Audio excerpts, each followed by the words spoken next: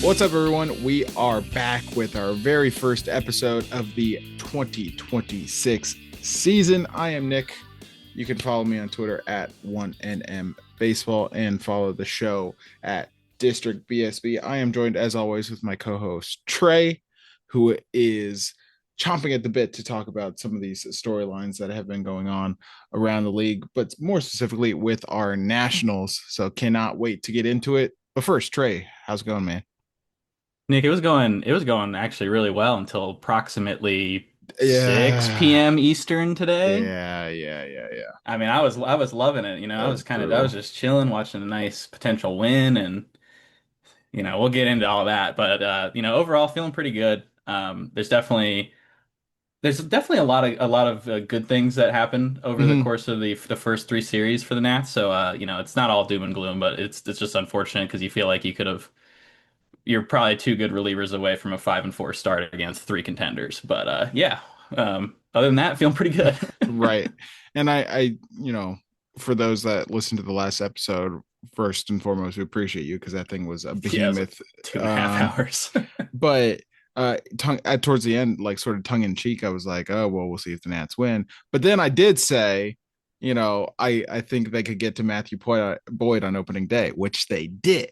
hmm So I feel pretty good about that. But more so to your point, like, there's certain things that they've done that has been pretty good, and then there's certain things obviously where you're just like, holy crap, this team still sucks. Right? But it is kind of um optimistic, I guess, like encouraging in certain ways. Like there's certain things that Blake Butera and the staff are doing that you can kind of see, even though it's only been 9 games, 3 series, like you could see their thought process, and hopefully it leads to better results, and just trying to play to player strengths. Like they talked about early on how um you have 26 guys on the roster, right? They plan on using all 26, and they've kind of stuck to that And through they have nine so far games. for sure. Yeah, so it's just like it's encouraging. Are all 26 players good?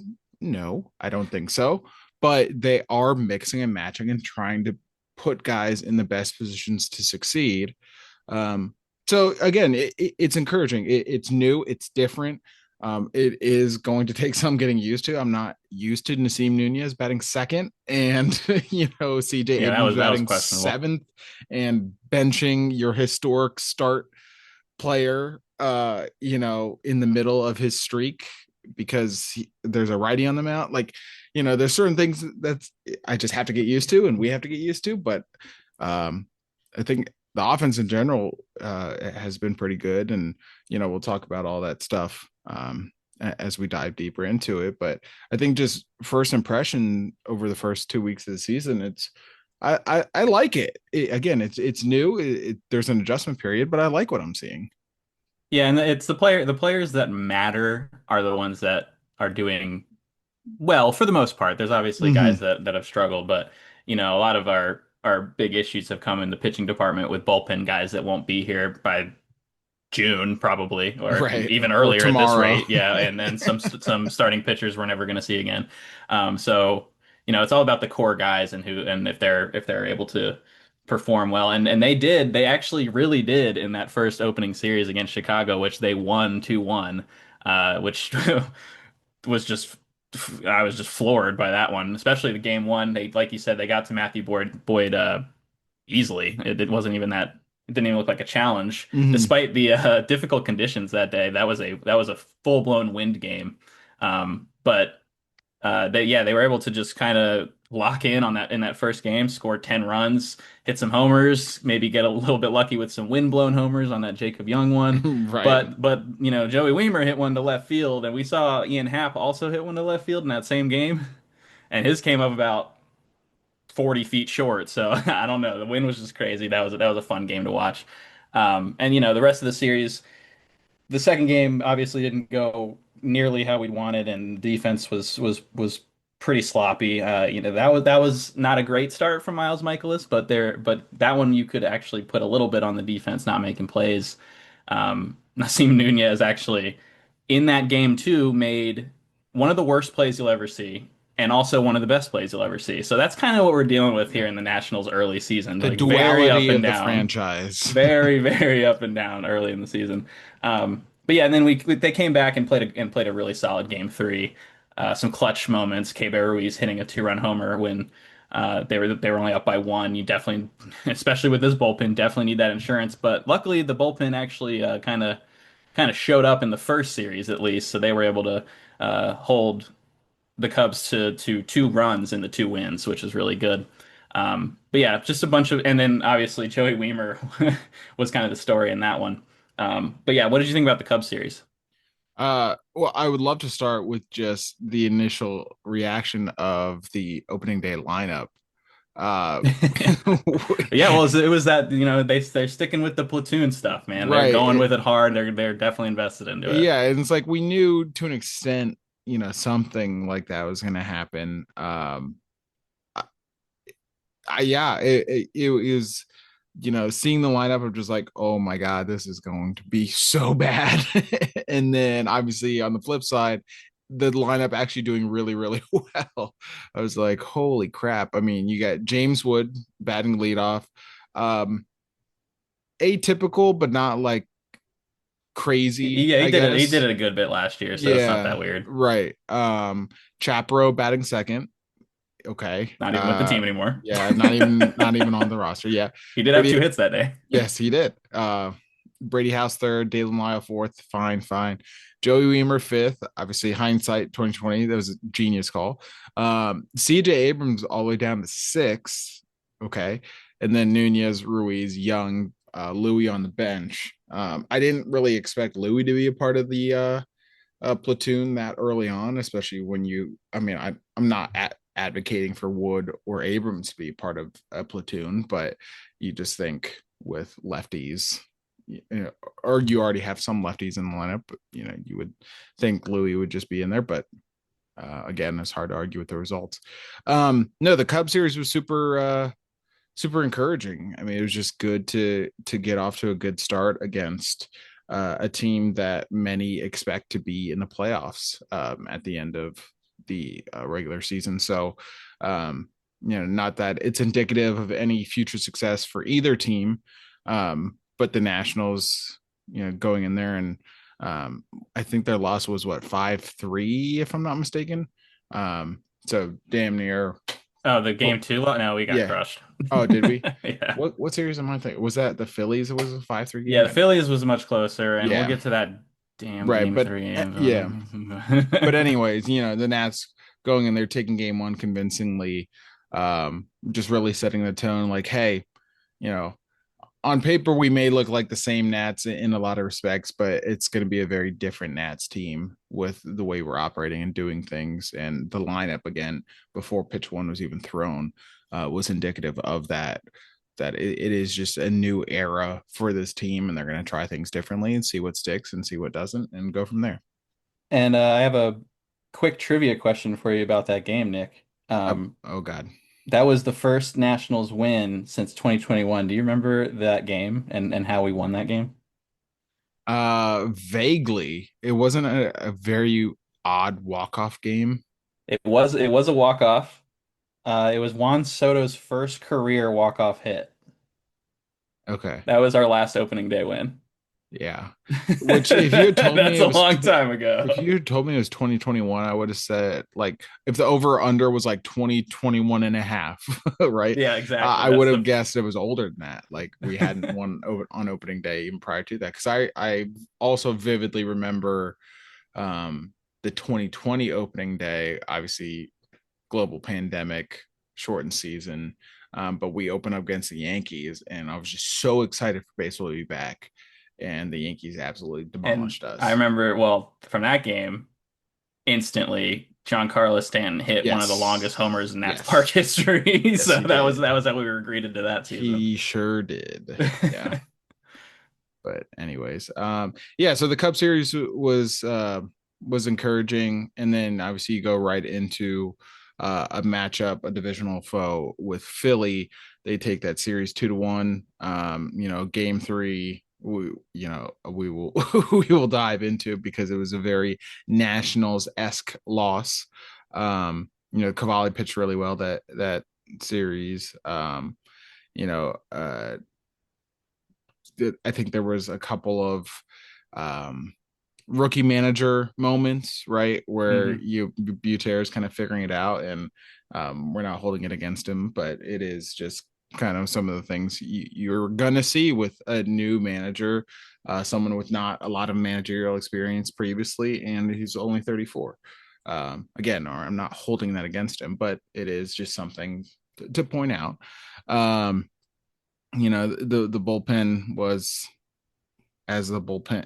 You can't have a Nationals esque loss without the bullpen being involved Yeah, somewhere. So, exactly. and on the flip side, the starting pitching being generally serviceable to good, right? Like both of those, a Nationals esque loss is defined as good enough starting pitching and bullpen blowing it, right? And And that's a kind of couple untimely yes, just misplays on weird. defense. Yes, yes, exactly. But I think the takeaway from that, aside from the negatives, I guess the positive takeaway is that the offense still performed pretty well. And not to jump the gun too much, but even through the Dodgers series, the offense is still performing as one of the better offenses in baseball. Even though we don't Just like we all have thought. right, exactly. CJ's gotten off to a great start, and he certainly has his moments watching long singles and things like that. But he's gotten off to a good start, despite hitting much lower than he has for the majority of his career. Seems to be working. So just in general, this platoon thing they're trying to roll out there has been working for the most part, and despite dropping the series to Philly, getting the offense going early is a good sign, and minus a matchup with the Dodgers is a good sign of things to come, because obviously we know historically hitting is always behind pitching this time of year early in the season, so getting your offense going early can kind of steal some games in April that, listen, we're not going to expect the Nats to win 90 games or anything, but it could matter later on when you steal a few more games in April than you're previously accustomed to doing. But we dropped the series to the Phillies. It is what it is. The bullpen is going to hold us back and prevent us from some wins, and we saw that with Philly. Yeah, it was just unfortunate because, like you said, the team played pretty well. I mean, they were maybe not incredible defensively in the Phillies series, definitely better defensively in the Dodgers series. But they hit really well, and they were in all those games.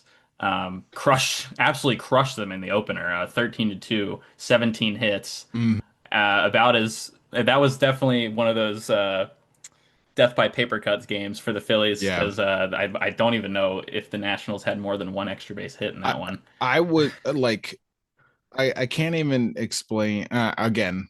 Had we recorded at after that game four of the season, but the first game against Philly, you would have experienced the most euphoric Nick that you have seen since in quite some time, right? Like that game felt like holy crap! Like are the Nats good? Like Yeah, like are the we Nats a wagon, bro? yeah are we going to actually be um I was gonna say the S word. I don't want to use that word because No, it no, has no, no. You got to um find a new one. right, We'll but find it. We'll like figure it out. you're right, exactly. But it was just like that's a type of game we hadn't seen from the Nats in so long. The death by paper cuts, the just kind of stacking hits, stacking base runners, getting outs.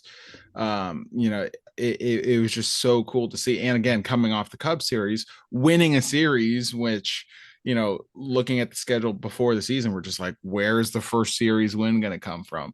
And doing it in the very first series, and then taking game one in such convincing fashion against Philly, you're like, holy crap, man! Like this is it's going to be so good. And it was there for game one at least. Yeah, I mean they competed in that game too. Wasn't the best night with the bats, but I gotta say, Andrew Painter looked. Yeah, he was filthy. I mean, not much they really could have done. It was Honestly, he filthy. Yeah, looked yeah. unbelievable in that outing. And then, it's just unfortunate the way the series finished because you feel like they like you play well in a game for 7 innings. They play really clean ball. They have an inning where Butera actually calls a challenge, wins it, ends up leading to the Abrams 3-run homer to put them up by 4. You're feeling pretty good about that. But yeah, then you see the duality of the young manager because he Mhm. obviously he tried to put in uh, Beater to face a pinch hitter who wasn't announced yet. So then they pulled the pinch hitter back, and then it ended up not mattering. Beater got Marsh out anyways, Mhm. but it's just one of those things that could definitely hurt you. So it's good, actually good that he got it out of the way early. Hopefully he won't make that mistake again. And then, he managed the bullpen in a way that prioritized batter handedness matchups.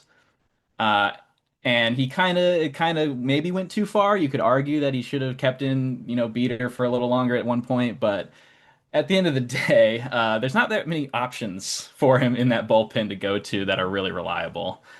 So you can't really put that on him this early in the season, anyways, and with no real. I mean, we were discussing it earlier. There's maybe two guys in this pen that are like worth being rostered by any other team in this league. Yes. So I can't Agreed. really blame him for that. But yeah, so it's just unfortunate that it didn't end up going the Nats' way there, because especially going into that Dodgers series, blowing one like that and then immediately getting trounced in that first game won by the Dodgers probably didn't feel very good for the confidence that was building, coming off that Cubs win. But yeah, on to that Dodgers series. um, the Dodgers are the Dodgers. They're gonna come out and they're gonna beat you. It's pretty simple. And again, this is another series where I don't feel like the Nats played particularly bad as a group. The position player wise, they were pretty good. We scored runs. We did. I think we only had like one error the whole series, which was good because I think we're second in the league in errors right now. Mhm. But yeah, the Dodgers are going to come in and beat you, especially when you have Miles Michaelis on the mound for that Meatball first game. Michaelis. Yep.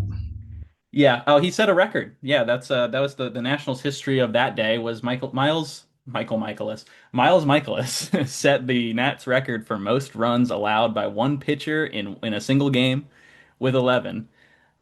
And that Did beats you know? out sorry, oh yeah, go ahead. No, I was just gonna no finish the stat. I don't want to interrupt. Yeah, well, I was just going to point out the previous owners of the record were Patrick Corbin, obviously. Hmm. He had a couple starts that approached double digits and one that approached that made it to 10 runs allowed. And then the very famous 2017 Jeremy Guthrie outing where he gave up 10 runs in only point 0.2 Yeah, I innings. was gonna So say if you want didn't to even go average the it out by first. innings, he's still way up there. But in terms of I don't think he pitched in baseball after that. no, he didn't. That was the final start of his career. That's obviously a terrible way to go out, but it was ugly. And then, Miles Michaelis breaks that because they wanted him to get some length. That's kind of what we described him as a player before the season starts, just a guy that could get you innings, and he couldn't even do that. So I yeah, have it's gonna be two it's gonna be two rough. you gave me a trivia fact earlier. I'll give you two here, okay? Oh, okay. Miles Michaelis.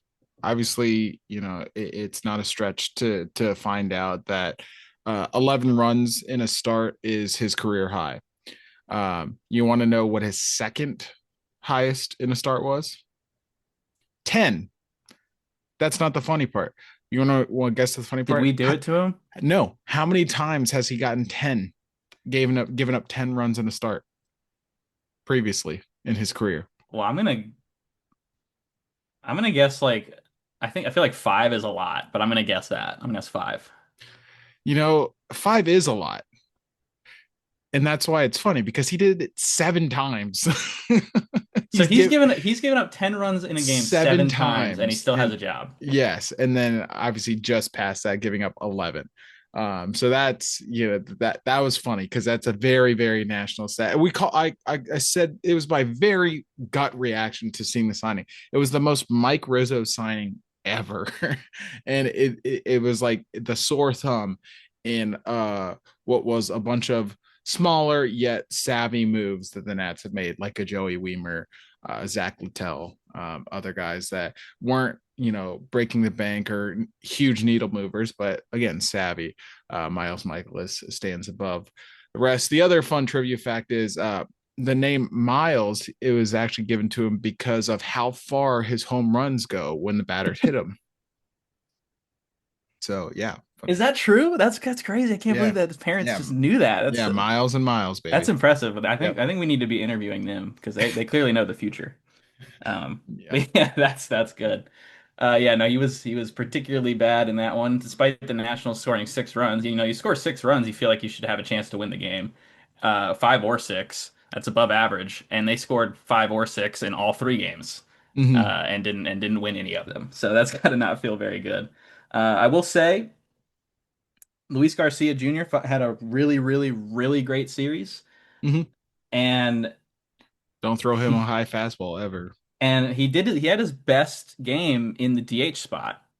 And he's hung in there with the lefties so far this year. I would not be surprised if going forward you see him maybe just plugged into the DH spot against lefties occasionally, just to get his bat in there, or if they want to, get Meade some at bats and also play Garcia, put him in the DH spot at that point. That's another thing we actually didn't get to talk about was the fact that they traded for Curtis The last Meade. second, yeah. Yeah, like It I think seemed on very opening day or redundant. If it seemed very redundant when the trade was announced, but I mean, they're playing him, I yeah, guess. they're playing him. He's a righty. He Yeah. can play first base, he can play third base. Not, I mean, he was a very high ranking prospect at one point. He's been with Butera in Tampa before, so I get the familiarity aspect there. Hasn't done quite anything No. too crazy yet, but he's only played like 3 games, so we'll give him a chance. But yeah, he's kind of the righty platoon of first base with Garcia. But yeah, you might see Garcia also play against lefties if he's able to keep handling them. But yeah, that the Dodgers series, specifically today's game, was just kind of sad because you know that you can win these games. Like it's right there in front of you. The team could have been 5-4 heading I, into the next week I mean, and off of these 3 contenders. honestly, they could have been 6-3. Like the Philly series and the Dodgers series, the final games. Granted, the Phillies was a rubber match. The Dodgers was just to salvage to prevent the sweep. But like you had opportunities in both, and it kind of came down to the same thing. It's just the bullpen cannot close, and part of that is, well, I think the majority of that is just the personnel.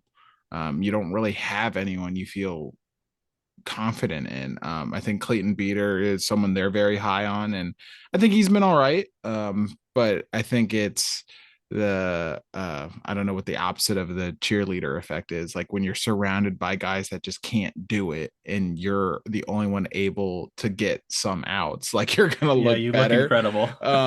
So that's I'm not trying to slight Clayton Beater because he did his best today. It was just, he came into a tough situation. And I don't know if you saw after the game, I don't remember to pronounce his name, Sinel Perez. Is that his name? Did he get He was tipping pitches really badly, and Pajes was relaying signs. interesting? And it's I did not not it see that. for anyone listening. It's not like a cheating thing. It's perfectly legal. Like if you tip Yeah, no, yeah, pitches, you that's can one relay where they just, signs. yeah, guys pick up on tells all Yeah, the time that aren't. that's not I'm not trying to say like, No oh, the Astros Dodgers are stuff. cheating. No, it was just like when you tip pitches and obviously there's a runner on second. It almost looked like he was like trying to peer into his glove, like he was really leaning, and then he would go right arm for fastball, left arm for a breaking ball. And I can't remember who sort of broke the game open a little bit with the I guess it would be more to tie the game, the slider that he left up, whoever hit that for the Dodgers. I Hmm. think it was with the bases loaded. Yeah, it was Santiago Espinal, oddly Yes, that's enough. right. I was like, it I was didn't some. realize he was It still in the wasn't league, actually. anyone. I mean, the Dodgers have plenty of dudes in their lineup, but it And wasn't then anyone. Rushing hit the homer. Right, But right. actually, wait, that was earlier. Never mind. No, rushing. Yeah, rushing hit it off of Espinal was the one you're Poulin. talking about. My Yes, bad. yes, Espinal. But anyways, he was tipping pitches, and I guess they already realized it like almost immediately after the game. Um, it's just part of the game. You got to be really buttoned up with that. Historic or for those that don't remember, Steven Strasburg was tipping pitches in Game 7 of the World Series, or Game 6 of the World Series. And they had to get buttoned up right away, and thankfully they figured it out before it was too late, and the Astros came back in that game. So it's just baseball, like I it is mean, part of it. But yeah. yeah, Perez was still not good I mean, regardless of the pitch tipping. Randy Johnson tipped pitches his whole career And he apparently, is like, so here, he was he is pretty like, good. he might as well have just signaled the You couldn't hit him anyway. right, Yeah, it wasn't gonna that's matter anyways. It'd be what are you nice to gonna have do? a pitcher like that. 6'10" lefty throwing sidearm 100. Like, I mean, it's Right. just And it's like if yeah, you it doesn't get close matter. to one of his pitches, he'll throw out your head and then see how how Either intentionally or unintentionally, because he right, couldn't command yeah, it back in the day. But yeah, see how willing you are to stand in the box what we're after saying that. is that he's pretty much the only guy that can get away with that. Yeah, So exactly. don't do it. But anyways, yeah, the Dodgers, it like We're just glad to it get them is off the schedule for a while, sure, like honestly. it Get is them what out it of here. is. I wasn't expecting to win the series. I was just hoping to steal one, and we had a shot and just couldn't do it. It doesn't help when your pitcher has his franchise historically bad start, and the bullpen just can't get a single out, and they're helping a team that needs no help by tipping pitches. Just it was just emblematic of this team still has a long way to go, which everyone knew, but it's still somehow disappointing as a fan, as a viewer, just because we had two games against two good teams that we expect to be in the playoffs, that we felt like we could have, all we had to do was close, right? It wasn't of, oh, if we had just scored one more run or prevented them here. Like, no, like we just uh we just needed to finish the game, and we couldn't do it either time. It's like, Yeah, that's frustrating. it's not even that we didn't finish too. It's that we blew multiple run leads. Yes, right. It's one thing if you blow a 1 run lead. That happens. That's Four. that's also It baseball. was Yeah. 4 in that Phillies series in that And then last game and five. 5 today. Yeah. So, when you build a lead like that, you should win. Yep. That's Yep. just unfortunate.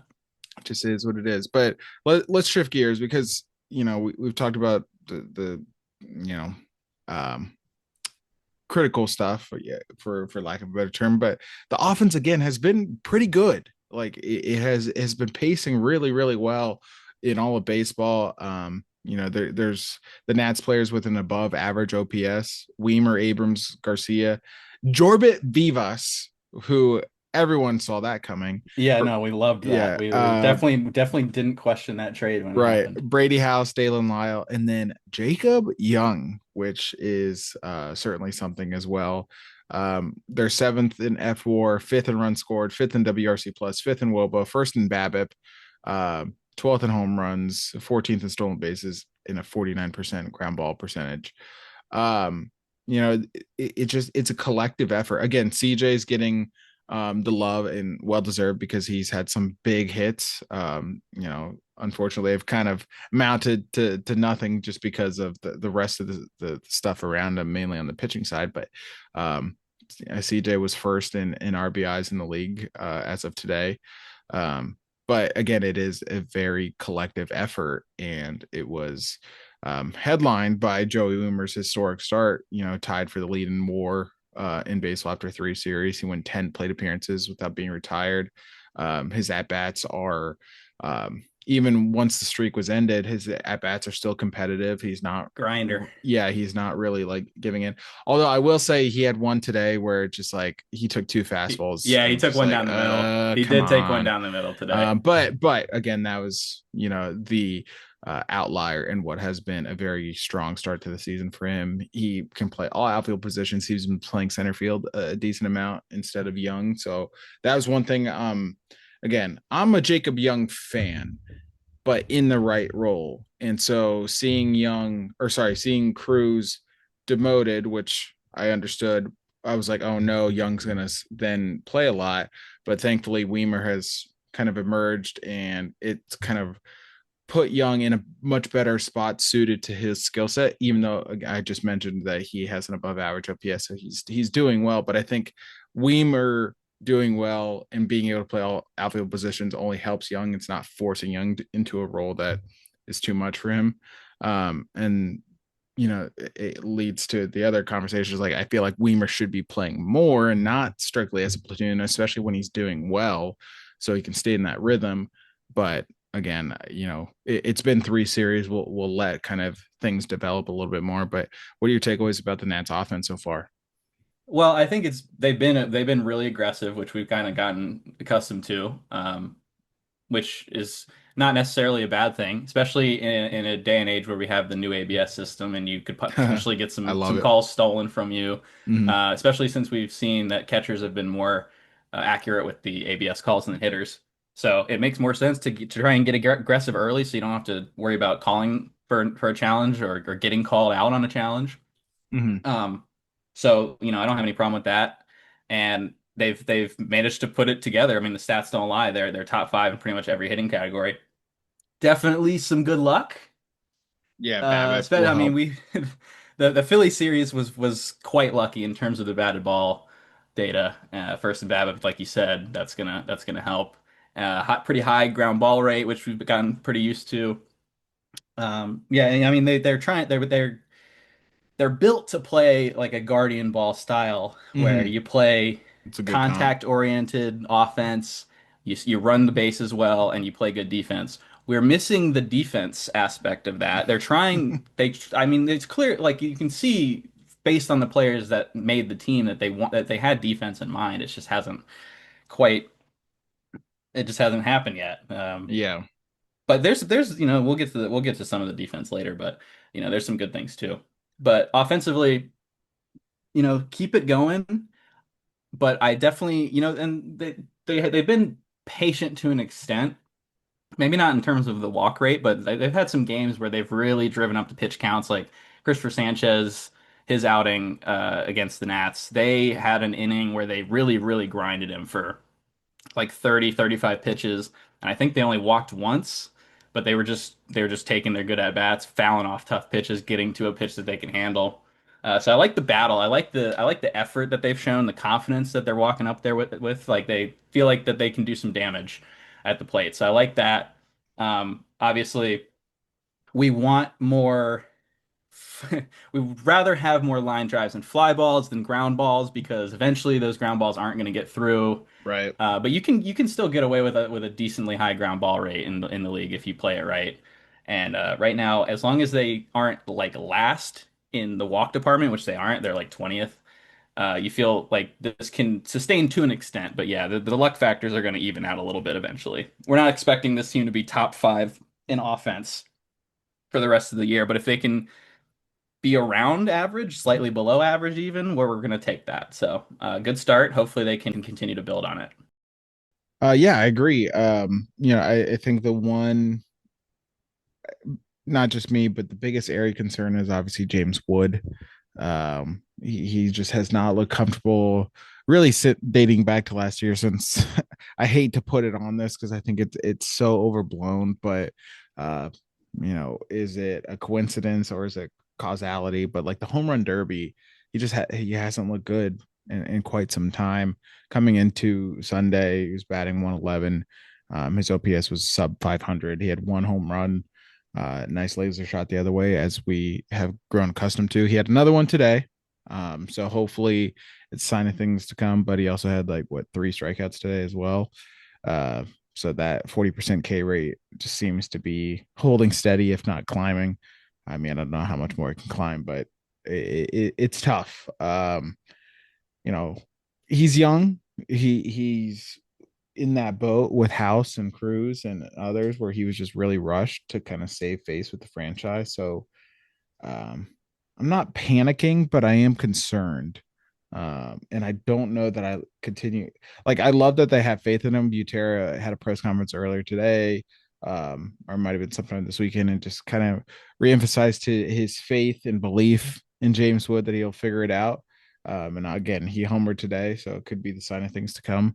But I don't know how much I love him continuing to lead off, especially when he's hitting like this. It feels like, you look at CJ, he was hitting leadoff for so much, or, top of the lineup for so much of his career. You drop him to six, and it just seems like he's kind of found his groove. And who knows, maybe he does go back into the top third. of the lineup later on. But it just seems like when Wood is struggling so much, you would think, we could drop him in the lineup a little bit more and get a little bit more creative with that leadoff spot, since we're already kind of mixing and matching and platooning and switching handedness and things like that. Yeah, and I don't doubt that would be coming if he continues to struggle, but I'm sure that they're probably, giving him the first few weeks, maybe maybe all of April, because early season stats can change really quickly once a guy locks it in.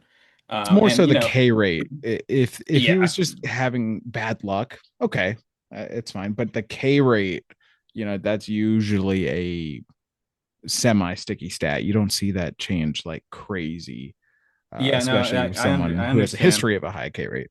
Yeah, and I understand if he continues to hit like this, I gotta agree that they gotta move him down at that point. But I'll give him a little bit more time. He took way better at bats in this last series versus LA. The results weren't like great, incredible. They were fine. He had the homer today. He walked a few times. He had a double to open up the series. Hit some balls hard. He's also had a couple barrels that didn't get out. Like he had to Yes, that's left center true. field, one in LA series, one in the Cubs series. So there's a little bit bad luck. Like he is barreling the ball when he is making contact, but he's not making contact very often. So hopefully the at bats he was taking versus the Dodgers will kind of carry over into this next week, and he'll start to lock it in a little bit. We're gonna have some. We're gonna have an easier matchup at first, then we have to go right back to freaking Milwaukee and deal with the Brewers, who are starting the year on a tear. So that's fun. But we're gonna learn a little bit more about this team against the Cardinals, I would think, and hopefully in that series, James can really start to lock it in. Yep, agreed. But the other area of concern is what you mentioned is the poor defense. We knew the Nats weren't the best defensive team coming into the season. They did have an emphasis on trying to get better, and hence some of the roster decisions and even some of the playing time you saw early in the season, but just hasn't translated thus far. And it's going to be something that needs to be addressed fairly quickly if we have any hopes of not only like winning games, but also just getting fair assessments Hmm. of pitchers and things like that. Because if a pitcher has an error behind him in an inning, or just outs not made, then it extends pitch counts and inflates numbers. And it's just like, okay, well, we're looking at the overall numbers and not really thinking about context. But this guy was already a fringe guy to begin with. And, it's just kind of a snowball effect when the defense is not strong behind you. We're second in errors with 10 already. So 10 in 9 games, not a great pace. 29th in fielding percentage, 25th in outs above average. It's just not great. Like, House and Nunez, like they have great potential. And they've made a couple bad plays, but they've had a couple great plays as well. Lyle has looked better in left field. I think James Wood has also looked a little bit better in the outfield as well. I think Lyle has made the bigger jump, but even still, I think there's strides being made. Young is obviously a great defensive option. We talked about Weimer's defensive versatility. So it's like you have pieces in place, but for whatever reason, like the actual product has not been great. I think Louis at first, obviously we know there's going to be growing pains. He's not going to pick up the position like so fluidly right away. I think it was the start of no, I think it was actually the end of the Philly series. Like he turned a really nice double play. Um, so you see the flashes, but I think he was last in the league and outs above average, if I'm not mistaken. It might just be at first base, but he's Yeah, he struggling. had one game where he missed two pretty easy Yes, picks in a row. right. So yeah, it's just again you have some pieces, but it's just not coming together in a manner that's encouraging. So you really got to get that turned around. Um, to really have any hope of anything, but again, just getting fair assessments on a lot of these guys. Yeah, it's about making the routine plays, and that's what the Right. Nationals haven't done. Like you'll see Brady House has made like three incredibly rangy diving plays with like a Nasim Nunez cannon arm. Nasim Nunez made is such a stupidly good play that you're like, what the hell was that? I he think made it was in the another one Cubs series. today. Yeah, and then another one today, The right? one he made today, he comes from across. He's playing second. comes across the bag, basically all the way to the shortstop position with a backhand, throws the dude out by like 3 steps. I was like, what? But then he had one of the worst plays you'll see where he like ran into Lyle in the outfield. But I expect him to end up being a pretty positive defender when it's all said and done, and as well as House. It's just we got to make the routine stuff.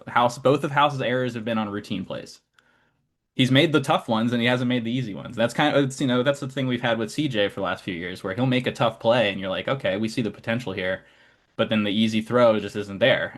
And especially when you have a new first baseman, you have to make the throw in the chest or at least close to it. You got to give it to him pretty much right on the money, or it's gonna be tough. But I think the other thing is as well, like in everything that we say today, it has been 9 games. Like we're this is gonna maybe Fair, even fair, out. yeah, Well, it yeah. might not. We weren't good defensively last year either, but the metrics are it's extremely early. The metrics don't really mean that much yet. Uh, when we're 2 months in, then we can kind of start talking like, okay, this is what we are looking like because the sample will be large enough by that point. The one good defensive area is center field, though. You have Jacob Young, who I made one pretty bizarre bad play, but overall has been really, really good. And then Weimer has good defensive instincts out in pretty much any position in the outfield, and he's got a cannon of an arm. So, there's some good there. And we're hoping that things will continue to improve because honestly, the outfield defense hasn't been that bad. Like like you said No, earlier, it Lyle's hasn't. Lyle's looked way more comfortable out in left field this year. James Wood's metrics don't look incredible, but honestly, Just just watching, like it's yeah, I not was gonna say the eye test, the good old eye you test. hate to say that, but like he made a nice play off the carom yesterday off the Yes, he wall. did. Like Yes. he's and the other thing is none of the defense is a result of a lack of effort. It's Mhm. like these guys are really playing hard. I want to emphasize that to everybody. Despite the 3-6 record and some of the choking that's happened, these guys are really playing hard. Like they believe they can win these games, and so we really want to see it happen for them because they're playing, they're hustling, they're getting trying to get to every ball. They're cutting every ball off in the outfield that they can. Um, you know, it's definitely not a lack of hustle, a lack of effort. So, because sometimes we've had that in the past couple years, and maybe that could be something that happens later in the season. Could just be an early season thing, but I'm hoping that they can continue to just show the right amount of effort every day. Yeah, agreed. So I mean, we'll see. To your point, it's super early. We're 9 games in. There's no reason to panic. I And a think, brutally tough opening to the yeah, season the as well. schedule has Maybe we'll not get been some series against teams that are a little bit not right. quite as, maybe contending to win the World Series or literally have won the last two World Series. Yeah, exactly. Um, but I think, it is at least enough to be on the radar given how the defense was last year and how James Wood struggled last year. Uh, it seems more like a continuation than like an aberration. But again, it's early. We got to let things play out and get more of a sample size. New year, things change. So completely agree. We have the Cardinals coming into town. Um, Up next, again, you're probably listening to this, on the series opener day or the day after. So hopefully we can get another series win under our belt. Hopefully take all three. Because Miles Michaelis is not pitching. Yep. So, we have a shot. We have a shot. I believe is tomorrow opener Littell. What are your thoughts on Uh, that? oh yeah, Just the opener. We what didn't are your get to thoughts talk on about that. I mean, it's not like we're the only team doing it, but it has been a while. I don't know that we've ever like done Done it it on purpose. on you're right, right. Exactly. Yes. It normally used to happen because we had no other option and it Yes. felt like the right move at the time. But yeah, that was just a straight up strategy. We got two tough lefties. We're gonna throw Poolin up at the top, get through that, and then put Littell in after. I like the idea a lot. Hmm. It's something I could see them doing with Brad Lord as well. Yep. Piggybacking him if because eventually he's gonna end up in starting rotation. Like I can almost He guarantee it. has to. Um, I mean, he's built to do that, I and would I would sacrifice good what little value the bullpen has and move Lord to the rotation just to get rid of Michaelis. if that's what it takes, You know, maybe that's the it's a play. But yeah, sacrifice I'm willing to make. he's gonna. get starts this year at some point, Yes, whether no, he it's based definitely on will. performance or injury. It doesn't matter. Yeah. He's just a reliable guy to give you multiple innings. Wasn't great the other night, but it's the Dodgers, so what are you gonna Yeah, I was gonna say no one. No. Oh, well, can we also talk before we move on totally from the Dodger series? We should probably talk about Foster Griffin too, because Oh he's yeah, no, he's looked been, good. He was really good yeah, today. Really good today. He had six yeah, Ks through five. Um, struck out the side to open the game. Where you're like, okay, yeah, I mean, is a this our few ace? some miscommand at certain points, but like, I mean, he looked pretty solid against the Phillies as well in that series. Yeah, The two brutal offenses, teams that are should good against lefty pitching, should have had a win today. should have had a win. But yeah, no, that's looking like a good signing so far. I like the fact that he's getting the strikeout more than I thought he was going to, which is Yep, big in today's game. You need to have some form of swing and out miss. pitch. Yep. Yeah, Mhm. so and he throws like six pitches. He's throwing all of them. His first sequence of the day, like the first inning where he struck out three batters, he threw three different pitches for strikeouts in that inning. So that just kind Super of shows you he's encouraging. willing to Yeah, use anything in any count. So yeah, no, that's looking good so far. yeah, really good. But yeah, we'll see what the Nats can do against the Cardinals, and then, as Trey said, a trip to Milwaukee after an off day later this week, followed by going right to Pittsburgh for a 4 game set next week against the Pirates, which would be a good matchup. Yeah, Um, that should be a good series. I mean, we're gonna find out a lot. a lot based on this Cardinal series. Like Hmm. if because the Cardinals have been credit to them, they've Better played than I really well. expected. Yeah. They have played well. Hmm. But they are a team that we should be able to beat. Like we should. That's like the series that we can win. Which is I so think. funny saying as like a 2020s Nats fan is like, we should beat this team. Yeah, no, But I agree.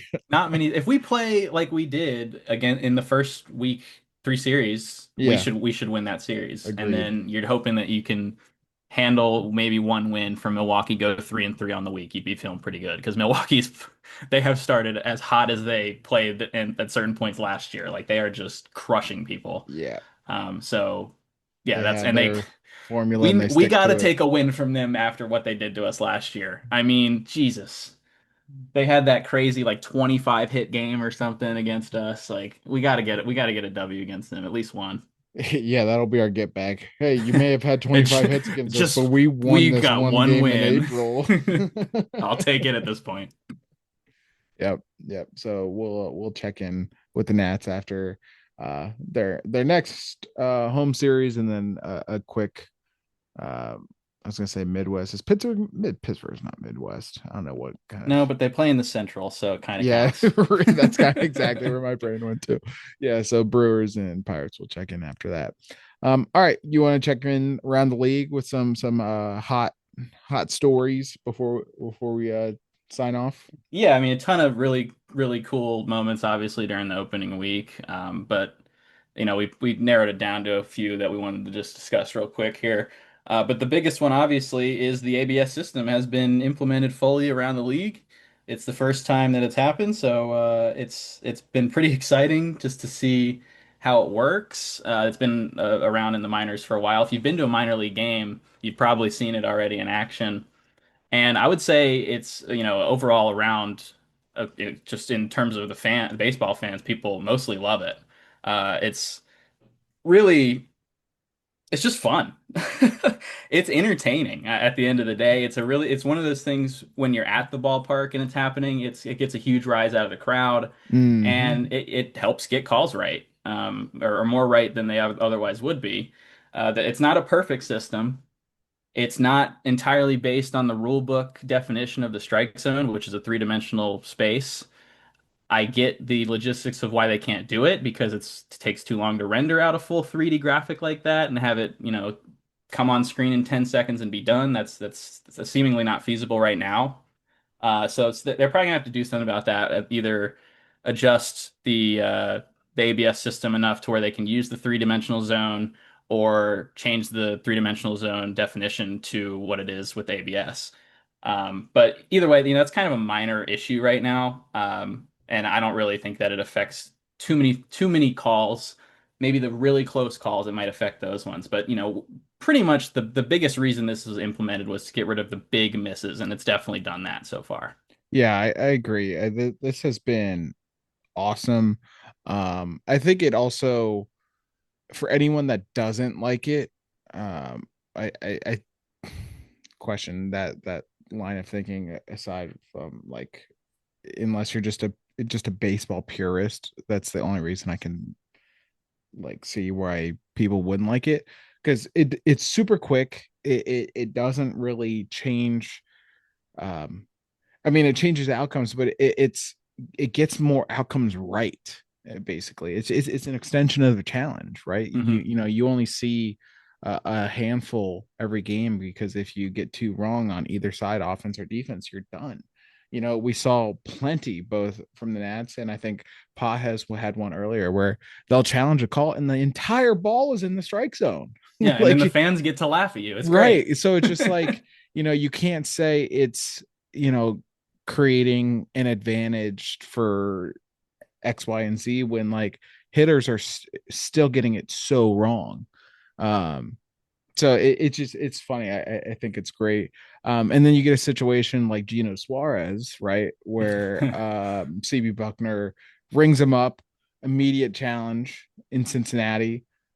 It's a ball. Now it's 3-2, um, or 2-2, whatever. Not a strikeout. Very next pitch, seemingly outside. CB rings him up. Bang! Right back to the challenge. And then, lo and behold, that ball's outside too. Now it's 3-2, or it's ball four, or whatever.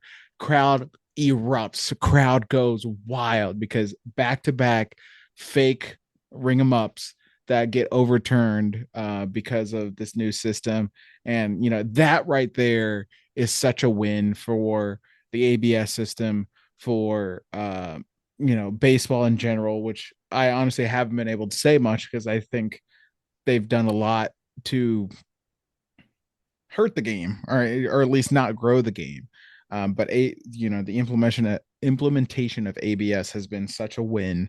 Doesn't need tweaking, absolutely. It's not a perfect system right now, but it is such a win for baseball. It has been awesome to see, and also provide strategy. Like, I think back to the conversation around the universal DH, and one of the primary reasons against it that people had was, oh, it eliminates strategy, which I understand, right? Double switches and things of that nature. Well, here you go. The ABS provides strategy. We see teams get burned and burned again using their challenges too early and using them in low leverage situations. I think it was Acuna who used it on like the second pitch of the game. It's like that, it's such a low reward situation to use your challenge, right? And then you have, you know, guys that are 26 out of 26 on the depth chart wasting a challenge on a ball that's completely in the zone. It's like, no, maybe your stud outfielder MVP candidate should get the challenge because he's due up in two batters, right? Like, there's your strategy. It's so cool to see this unfold. And it is cool to see teams get it so wrong because, like, they're learning and adapting and growing to this new rule that in the end is only going to help baseball. Yeah, and it's very interesting to see the difference in strategy. Like today, specifically with the Nats game, there was a clear resistance by the Nationals to challenge early in the game because they got burned Mm-hmm. on it the week before. They've gotten burned on it several times. Yeah, Yeah. so they didn't want to, but the Dodgers were willing to challenge pretty much any call, any time, and it's interesting. I It's love like the philosophy. Yeah. yeah, There are if you have a differences. Yep. great team like that, why not just challenge, try to get as Let many it let it overturns as rip. you can because you're probably Right. going to win anyways, right? Like you might as well Exactly. give yourself the biggest advantage you can. Meanwhile, you got other teams who don't get as many runners in scoring position. They have to save those for when you actually really Need need him. them when you're Yeah. like, a team like the Guardians, for example. Like you have Jose Ramirez finally come up with like two men on base or Chase DeLauter right now because he's actually just Shout crushing out. everything. But you have one of those guys come up, they finally get runners on base, and then you don't have a challenge left because someone used them in a count like a 3-0 count earlier in this in the Right. game. It's like, Right. yeah, so it's interesting to see, and it's going to continue to evolve. Some certain guys are going to end up being fully limited from using them after a while because some guys just don't know the zone that well, simply put. But yeah, so and also like I said earlier, catchers have been the most successful. Oh, they're so good They at it. Seeing Salvi, who obviously is at the end of his career coming off a World Baseball Classic win. seeing him just absolutely put on a clinic, just challenge like three straight pitches just at the bottom of the zone. He was so confident to it, not arrogant, not cocky. He's just like, yeah, that's a strike. Like, Yeah, because he and just knows it that just is opens up OG, a man. whole another dimension of catching. I mean, you Yes, have the challenges themselves, but also you gotta fool the ump and you have to fool the batter. right. And you gotta not fool your pitcher so bad that he calls it. And I I'm think not there's only been a couple pitcher challenges that have even been attempted so far. right So because I think the catchers are like, hey, I'm back literally off. tricking you, bro. Yeah, Like you like can't let's tell. back off. I do wonder framing is not going to go away, but I do wonder if there's going to be a slight downtick on the emphasis of framing because you have the ABS as a backup. Maybe not emphasis, but like, if there's two catchers, one who's really good defensively, good at framing, yada, yada, yada, but is kind of a liability offensively, and you have someone who's kind of average defensively, but provides a little bit pop at the bat, maybe they're a switch hitter. If teams start to switch more to, or, shift more towards the higher upside offense catcher, because they have the, somewhat of a safeguard with the ABS, I will be curious to see if that kind of starts to shift in rosters and whatnot. Well, it's also interesting because when you have the challenges, maybe framing isn't quite as important, although you could argue that it's just as important just because you're trying to trick people even more. Right. But I saw a situation today where we had this Astros A's game, by the way, maybe the game of the year so far. That was freaking Oh, crazy. they Brent Altuve play at Rooker, home. yeah, that was Yeah. crazy. And then Brent Rooker hits a walk-off three-run homer. So that's a whole other thing. But both teams ran out of challenges pretty early on, and there was a ton of calls that were framed up that like Hmm. when you get into that situation, that's when the framers get even more valuable because you're like, oh, now we have no chance to really steal a strike the legit way. Let's do it the fake way and try and trick the umpire. But Right. yeah, so it's just like there's so many variables. I'm so excited to see how it all comes together. Later in the season, just to see what the sample looks like. It's going to be interesting. 100%. Um, but yeah, that's obviously the biggest story around the league because it's such a huge rule change. But there's also been a few other things. We mentioned CB Buckner earlier in that Reds game. He also blew a call so bad in the Brewers Rays game that the two managers like were laughing at him It genuinely because might be the worst call I've ever I seen. I, it's like he forgot where he was. He wasn't even looking at the bag. It was unbelievable. How you aren't immediately fired after that is completely insane. The umpires union is so strong. But because Right. like, what was he doing? Yeah. This isn't even we're not even like analyzing this. We're just baffled. Like it's so confusing. And Kevin Cash and Pat Murphy were just like looking at each other Yeah. like what is this, man? Yeah. Like the Rays benefited from the call and their manager They before the still challenge left. was even done. He like looked at it one time and he like looked over at the Brewers bench like what is happening right Yeah. now? How are we doing this? So that was absolutely hilarious. CB, he's a terrible ump, but he definitely provides plenty of entertainment value. Dude, I Um, mean, the Max Scherzer clip of him flipping the coin, because that's what he says CB Scherzer is an does. absolute menace on non-start days when it comes to the umpires, when he's just Yeah. sitting on the dugout railing. It's Never it's forget when he hilarious. got ejected from the COVID game and he was up in the stands just chirping at the Oh end. no, I think that was Strauss. Oh, I Well, think. no, maybe Strauss like took the fall Ooh, for somebody in that. I swear, I because he wasn't even talking. okay. I vividly remember Scherzer up in the stands, I and I think thought he got tossed, Dude, I'm but pretty I sure they maybe both. threw Strauss out, but they probably Yeah, wanted to throw that Scherzer might out have from been what I it. remember because I Yeah, remember Strauss being so confused, like what me? yeah. I think that might have been it. Oh, Max, we love you. Yeah, those old days. Anyways, yeah, so that was just a crazy call. Speaking of crazy, did you see Joe Adele last night? Did you happen to see Insane. this? Because Yeah, like like what? there's been it's led to such great MLB discourse about defensive runs saved and whatnot, but also the rarity of certain feats. Like, some people for a long time said it was the perfect game.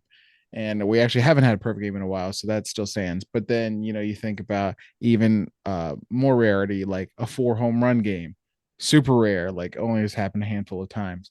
But then you get to the robbed 3 home runs in a game, and that's probably the most rare feat that has ever happen and will ever happen. Because like you see some crazy ones, but it's like maybe once or twice a season, let alone 3 times. And like legit, they weren't just like, oh, he kind of halfway jumped at the wall. Like, no, these were legit home run robberies. And his team won 1-0. Yeah, that was the craziest part was that when you're talking about like DRS and the war Calculation, yeah. yeah, just because like his win probability added on that play, excuse me, had to have been insanely high because it was 1-0 in the ninth. The first two were like, they were definitely good home run They were robberies, but standard, but that yeah. third one was one of the best catches I've ever seen, And period. the cold pick of him just like hitting his From chest in the stands with all the Yeah, fans. that Oh it was man. incredible. It was truly incredible. Yeah. My favorite really rare stat is the 60 double season. It's only happened 5 times, and they all happened in the 1930s. And Freddie Freeman came one short in 2024, I Oh, think that's right. He did 2023. have all those doubles that year. Yeah, that would have been the first time since the 1930s. That would have been crazy. But yeah, that's my favorite really obscure stat. But yeah, honestly, I can't think of any. I can't. There's not that many two home run robberies in one No. games like that I can think of. So three is just absolutely absurd in a game that you win 1-0. Right. Just insane. Yeah. Also insane, White Sox sweeping the Blue Jays. Yeah, Speaking I of like that Max, White like Sox team, man. yeah, that I'm gonna butcher his name. Is Murakami, is that his last name? That's right. Yeah. Oh, nailed it. Yeah, he's certainly, a little bit of swing and miss, but you can't argue with the results. Like, the guy's gotten off to a really nice start in what was, I think, even still is, but at the time, just a head scratching deal. Like, I thought he was going to go for way more, and certainly to, a place more uh competitive, uh, competitive in terms of like trying to win it all. Hmm. I think the White Sox are definitely better than they have been in years past, but I don't think they have any they're under any illusions that they're gonna compete for a World Series. But regardless, they swoop in and take advantage of a market that had stalled and get a guy that is seemingly going to help them win a lot and has helped them knock off the reigning AL champs. Uh, Good start for the Chicago. Yeah, and a rough start for Toronto, although again, it's only been 9 games. They'll probably be fine. Not so rough for Scherzer. He had a great first start for the Blue Jays, 6 strong I just innings, meant like only gave his up one. team. Yes. Yeah, no, yeah, Mhm. I just wanted to point out it's not our boys' fault. So yeah, but they'll figure it out. The Blue Jays are a really good team. And I think the last thing I wanted to touch on really was the opening night broadcast, the Netflix opening night broadcast, which was so bad.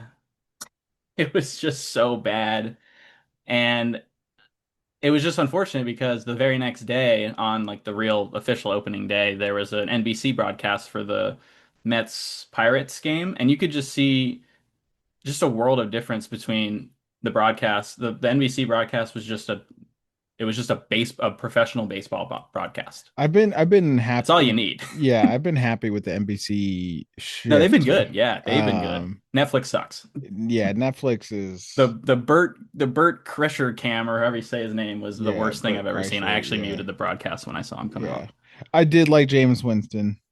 Hand up, Well, he's always hand a up. freaking Yeah, trip on anything. yeah. But yeah, it's just like, oh, we have this major, you know, televised baseball event. What's Matt Vasgersian up to? And I like Matt Vasgersian, but like, we're just gonna. He's like the default. And then who was it? Was it Pujols and Dude, I don't even Cece? remember. I think it was I Pujols and stopped paying Cece. attention to the broadcast after the third inning. And I like them both, but like CC was just, I love CC Sabathia, but like he was very Yankees biased, and he's like, I like this team, da, da, da, da. And I'm just like, we understand you like this team, like this is your team, like, can Yeah, we and that's dive into it a little that's bit on whoever more? that's on the producers, man. Like Yeah, you that's put more them in so there, what I you're gonna mean. immediately get that issue when you put a former player for the team Right. on the broadcast. That's more so what I mean. And Yeah, I mean, because 'cause we love CC here. it was also a non-competitive game, which didn't help. Uh, Yeah. and this is so nitpicky, but my biggest issue with that wasn't even the production or the game itself. It was that the very next day, or I think there's a day in between, the Giants are like, oh, it's opening day. No, it's not. It's your second game of the season. It's not opening day. Yeah, I know. Can we It's like not? it doesn't even work because they did all like the full special intro thing the night before, so it's like It's like opening yeah. up on Thursday Night Football, and then week 2, you're like, oh yeah, it's our home opener. No, it's not. Yeah, exactly. That's a great comparison. That the first Thursday night football game was perfect for that. But yeah, no, it was a little rough, and it's just you saw the dichotomy of it with the NBC broadcast, which was great, and it was just a nice professional broadcast with good commentary and good interviews. That's it. That's all you really need. You don't Yeah. have to go completely insane and get some. First of all, if you're gonna get a celebrity, get someone that people actually like, because nobody freaking likes. Who the hell likes Bert, whatever his name is? I've never ever laughed at anything he's ever said. Maybe that's just my bias, but I'm pretty sure that's a sentiment that I saw all around everywhere when that was happening. It's like, why is it this guy? If you're gonna get a celebrity to have like a camera on while the game's happening, by the way, you're like wasting time with him in the boat. Like, get somebody who's cool. I don't know. It's just like Yeah, it was I very think bizarre, and like they're trying to push the entertainment aspect of it too right. much, and they have so many ads because it's Netflix. They're like forcing in like One Piece ads into the freaking. I don't know. It was rough, but then the NBC broadcast has been great, so I really like that. Yeah, no, NBC definitely, they're shooting for like the professionalism, whereas obviously Netflix, it's more of a one-off than like a set thing like NBC is doing, so they're going for more entertainment.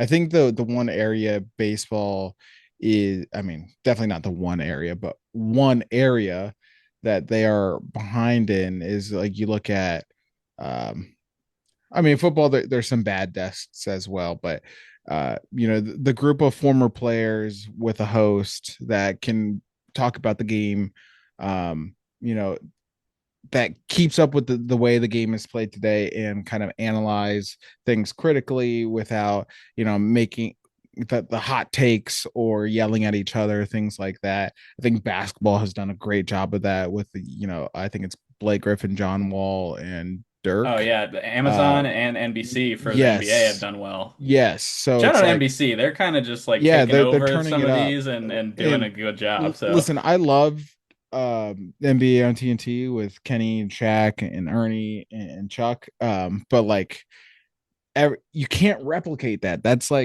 just a chemistry thing, and you can't force chemistry, right? So like, while desks have tried to replicate that, it just doesn't work. So I would much rather them go for the Amazon one, like you said, where it's just like they really get into just ball knowledge, yeah, basically. it's analysis. It's Yeah, like it's it's really analysis good. and ball knowledge. And there's obviously so much of that in baseball, right? You do need like a kind of bigger You need a name sicko, attached. man. Yeah, We you, need sickos. and it needs to be like a bigger, more recognizable name, but like, don't go for like this I do think the A Rod Jeter Big Poppy desk, like, it's entertaining.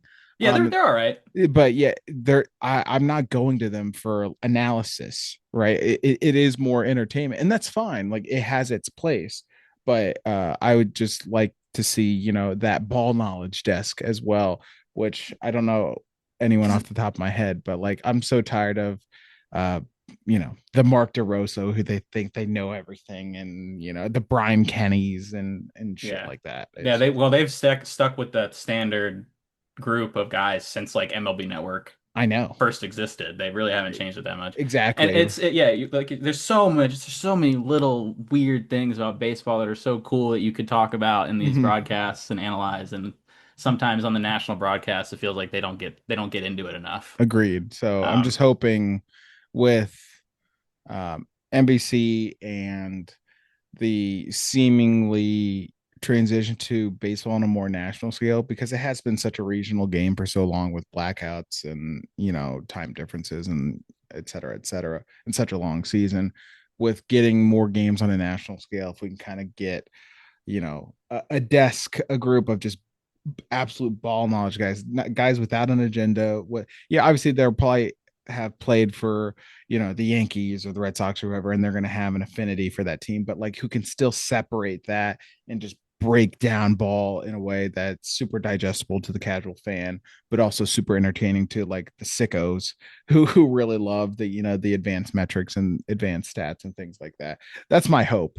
Um, I don't know. Again, I don't have like any candidates off the top of mind, but there has to be some out there, like especially old heads who are just really loving the way the game has kind of blossomed into the advanced metrics. Like not everyone can be a old man yells at clouds kind of kind of ball player. Like there has to be some old heads that love the new era of baseball as well. Like that's my Yeah. hope.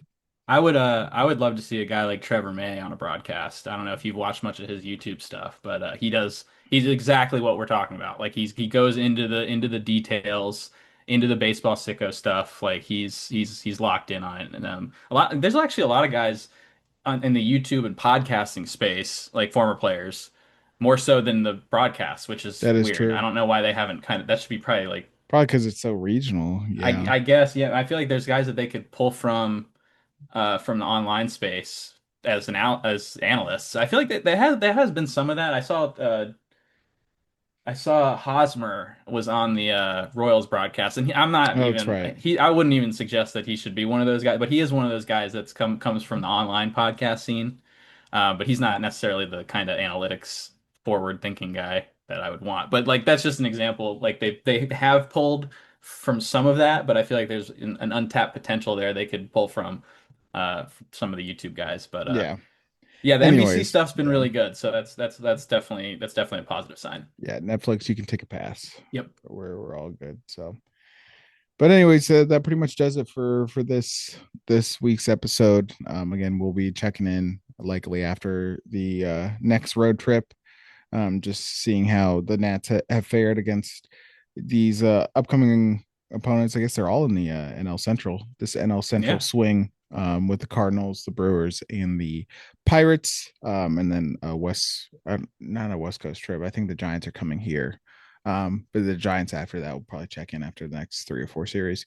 But anyways, appreciate you guys listening. Again, we're hoping that the Nats continue on this hot streak offensively and figure out some stuff defensively, leads to a few more wins, closing out games, and a couple more series wins. So in the meantime, be sure to check us out on YouTube at District Baseball, and you can follow us on Twitter at District BSB. We appreciate you listening. We will be back soon. And in the meantime, let's go Nats. Let's go Nats.